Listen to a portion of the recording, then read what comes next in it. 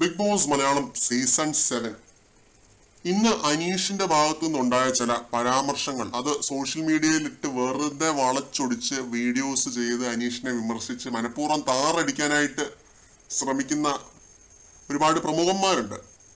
എനിക്ക് പറയാനുള്ളത്, ലൈവിന്റെ റെക്കോർഡിംഗ് പരിശോധിച്ചതിൽ നിന്ന് എനിക്ക് മനസ്സിലായത് എന്താണെന്ന് വെച്ച് കഴിഞ്ഞാൽ, അനീഷ് പറയാൻ ഉദ്ദേശിച്ച കാര്യത്തെ വളരെ ഒരു അവരുടെ രീതിയിലേക്കാക്കി വളച്ചൊടിച്ച് പ്രേക്ഷകരിലേക്ക് എത്തിച്ച് ഒരുപാട് പേരെ തെറ്റിദ്ധരിപ്പിക്കാനായിട്ടുള്ള ശ്രമങ്ങളാണ്. ഇത് അനീഷ് പറഞ്ഞത് രാവിലെ മോർണിംഗ് ആക്ടിവിറ്റിയിലാണെങ്കിലും അത് കഴിഞ്ഞിട്ടുള്ള ഒരു റോസ്റ്റിംഗ് ടാസ്കിന്റെ ഭാഗമായിട്ടാണെങ്കിലും അനീഷ് പറഞ്ഞത് എന്താണെന്ന് വെച്ച് കഴിഞ്ഞാൽ, കോമണർ കാറ്റഗറി എന്താണെന്നുള്ളത് ആദ്യം പോയി മനസ്സിലാക്കിയിട്ട് വീഡിയോ ചെയ്യണമെന്നാണ് എനിക്ക് ആദ്യം തന്നെ ഇവരോടൊക്കെ പറയാനുള്ളത്. കോമണർ കാറ്റഗറിയിൽ നിന്നും 5 പേരെയെങ്കിലും ബിഗ് ബോസ് ഈ ഹൗസിനകത്തേക്ക് പ്രവേശിപ്പിക്കണമായിരുന്നു.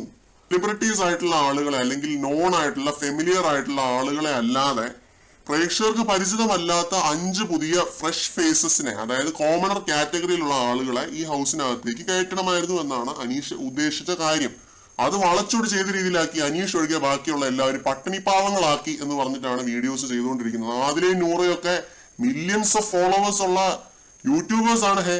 അവർ രണ്ടുപേരും അത്രയധികം ഫോളോവേഴ്സ് ഒക്കെ ഉള്ള ഒരു ഇൻഫ്ലുവൻസേഴ്സ് ആണ് രണ്ടുപേരും.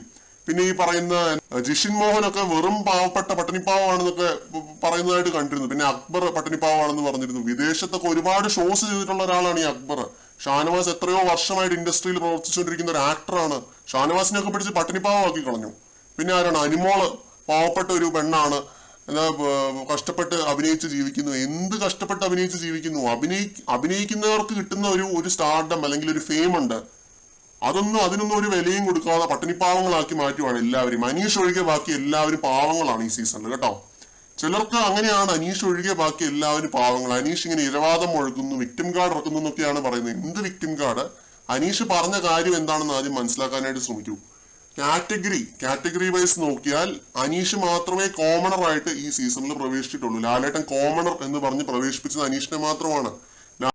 കോമണർ അല്ലാതെ ഉള്ള 2 കാറ്റഗറീസ് ആണ് ഇൻഫ്ലുവൻസർ കാറ്റഗറിയും അതേപോലെ തന്നെ സെലിബ്രിറ്റീസ് കാറ്റഗറിയും. ഇത് രണ്ടിലേതിലെങ്കിലും പെടുന്ന ആളുകളെ ബിഗ് ബോസ് ഹൗസിനകത്തേക്ക് പ്രവേശിപ്പിക്കാറുള്ളൂ.